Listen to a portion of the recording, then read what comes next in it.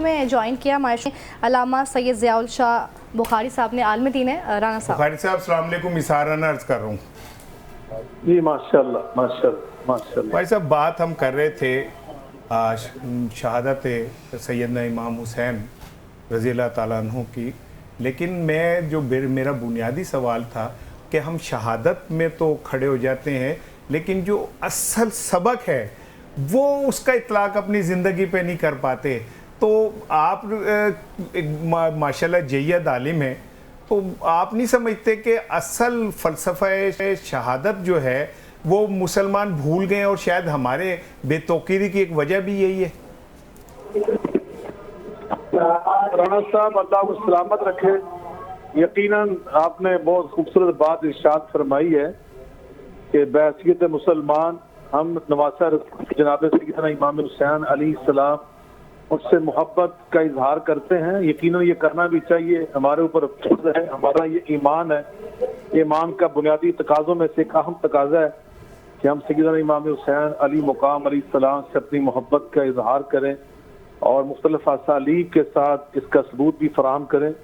لیکن اس کے ساتھ ساتھ یقیناً محبت کے جو بنیادی تقاضے ہیں ان میں سب سے پہلا تقاضا یہی ہے کہ لو کان حبک صادقا لاطعتہ ان المحب لمن یحب مطیع، کہ اگر آپ کی محبت سچی ہے تو آپ اپنے محبوب کی اطاعت بھی کریں، ان کے نقش قدر پر چلیں، ان کے افکار، نظریات اور ان کے جو اہداف اور مقاصد ہم ان کو بھی حرز جاں بنائیں اور ان کے تقاضے پورے کرتے ہوئے ان کے حصول کے لیے پاکیزہ جد و جہد مسلسل کرتے رہیں. اس میں کوئی شک و شبہ نہیں ہے. جیسے شاعر نے کہا تھا، ہے یہ طریق عاشقی چاہیے اس میں بے خودی، اس میں چنی چنا کہاں اگر مگر کہاں، اگر بخشے تو زہ قسمت نہ بخشے تو شکایت کیا، سر تسلیم خم ہے جو مزاج یار میں آئے. تو یقیناً سیدنا امام حسین علی مقام کے جو بنیادی مقاصد تھے، بنیادی اساسی اہداف تھے، ان میں یقیناً ایک سب سے پہلا یہ تھا کہ الامر بالمعروف والنہی عن المنکر، جو اس امت مسلمہ کا ایک بنیادی ترہ امتیاز ہے.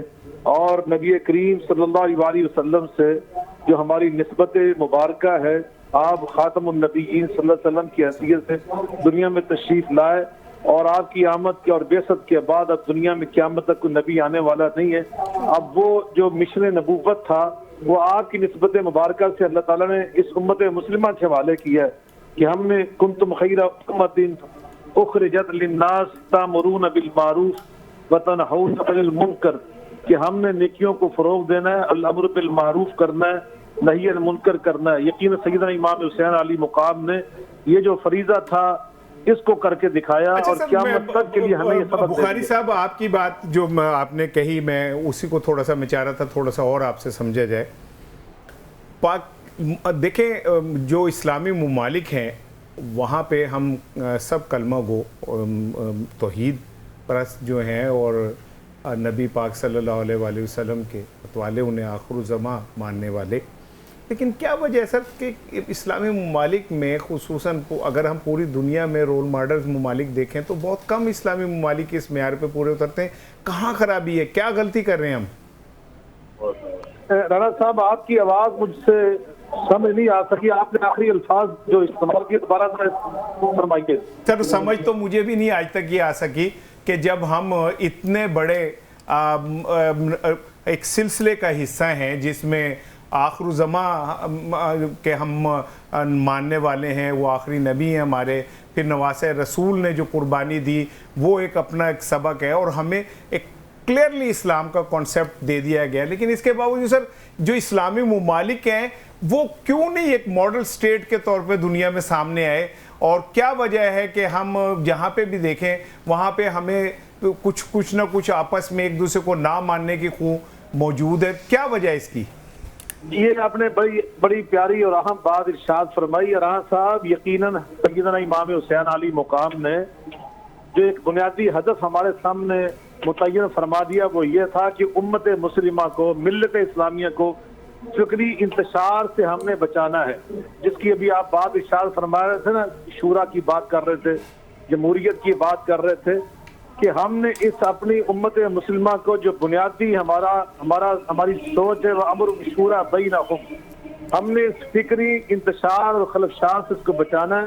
فکری طور پر ہم نے اس قوم کو متحد رکھنا ہے. بلا شبہ انسانی معاشروں کے اندر بعض اوقات ہمارا جو عملی حکمت عملی ہوتی ہے اس کے اندر اختلاف ہو سکتا ہے, ہر ایک کی سوچ الگ الگ ہو سکتی ہے, لیکن اساسی ہدف بنیادی مقصد وہ ایک رہنا چاہیے. فکری انتشار سے اس قوم کو اس امت کو بچانا, یہ ہمارا یقیناً اس وقت جو فرض تھا وہ امام حسین نے نبھا کر دکھایا.